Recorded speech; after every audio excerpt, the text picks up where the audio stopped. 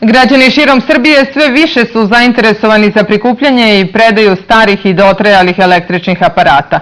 Kamioni iz set reciklaže su najčešće u Šapcu.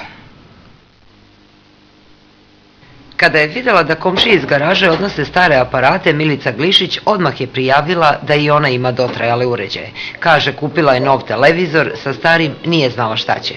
Znači mi samo da ne bude krš u kući, eto, toliko.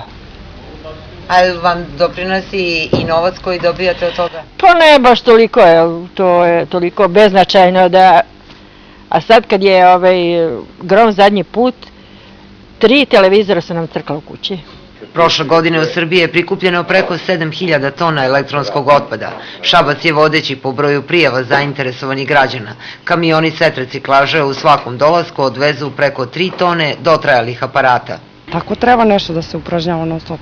Mislim, zašto bi se nešto bacalo na đubre ili gde već, ako može se reciklirati. Ja sam to sve se otarasila.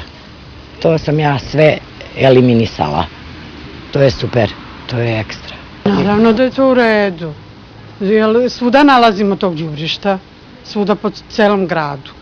Tako kad se ljudi pojave koji su nadležni za to i odnesu, imamo čistiji grad i lepše. Uz odgovornost i brigu za okruženje, za širenje ekološke svesti u akcije i treš za keš dobija se i nadoknada. Od 50 dinara za male kućne aparate do 1200 za zamrzivače. Podsjećamo sve naše građane koji žele da učestvuju u akciji Keš za treš, da to mogu učiniti pozivom sa fiksnog telefona na našu besplatnu telefonsku liniju 0800 250 000.